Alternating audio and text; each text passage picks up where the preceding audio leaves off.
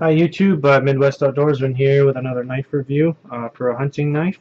This time we're going to take a look at the Cabela's Alaskan Guide Vanguard. It's made by Buck for Cabela's. They make two different versions of this same knife. I mean, they make quite a few knives for Cabela's. They make this version, which just has a rosewood handle, and they also make a rubberized version. Let's take a look at this one.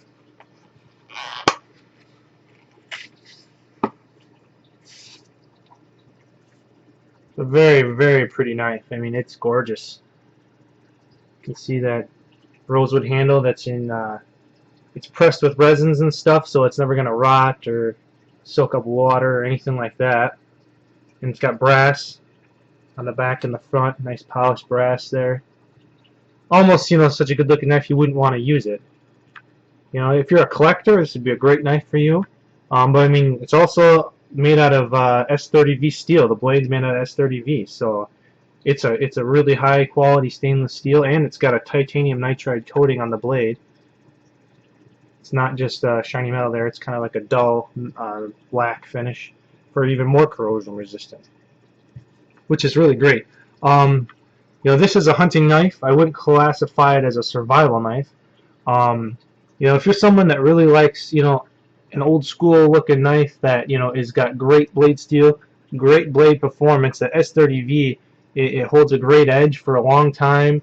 This comes razor sharp out of the box, and it looks good, fits well in the hand. Perfect for a hunting knife. The blade length on here is 4 1/8 inch drop point, of course. That's my favorite blade shape for hunting. It's got a 8.5 inch overall length. The weight is 6.3 ounces.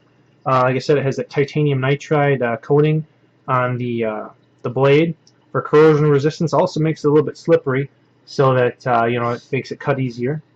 And it comes with Cabela's legendary guarantee and Buck's forever warranty. So if you ever need it sharpened, send it back to Buck. They'll sharpen it for free for you, which a lot of knife makers will do, especially with a high quality knife. But you can see the palm swell there in the handle. Really nice. I mean, it's just a gorgeous looking knife. The blade steel is it's reasonably decent for a hunting knife. I would not classify this as a survival knife at all. I wouldn't, want to baton wood with it or anything. Um, if your life depended on it, you could try and everything. It's a good quality steel, but I would not completely not put it in that category. This is, if you want a great hunting knife, it looks great. It has a good steel that's going to hold an edge. It's going to, work well for you. Some people, I myself included, use like a rubbery handle for hunting. Blood, fat, all that kind of stuff gets on your hands and it might slip. But as long as you're careful, it should be fine. I have other knives that don't have rubber handles, and it'll work just fine. I prefer for a hard duty. This isn't going to be my everyday carry knife. I got it because it looked great. I'm kind of a collector, and I will use it. I mean, no doubt I'm going to use it. I don't buy stuff that I'm not going to use for the most part. And it'll do a great job, and I have no doubt of that. But it's just such a pretty knife. I don't know if this brass over time will get a patina on it or not, but you can check out cabelas.com. Has quite a bit of reviews, and it gets like 4.8 or 4.9 stars. So that's another testament to how great this knife is for hunting. Not survival, again, for hunting. Perfect blade shape. Really nice blade length. I usually like a blade length of anywhere from 3.5, 3 3/4 to 4.5 inches, maybe 5 at the most, depending on what kind of animals you're hunting, and if you're someone that hunts bigger animals, you might want a little bit bigger knife, or depending on your style of skinning or gutting or whatever you want to do. But this is a great all-around blade shape and good quality all around. The grind on it is perfect. The fit and finish is great.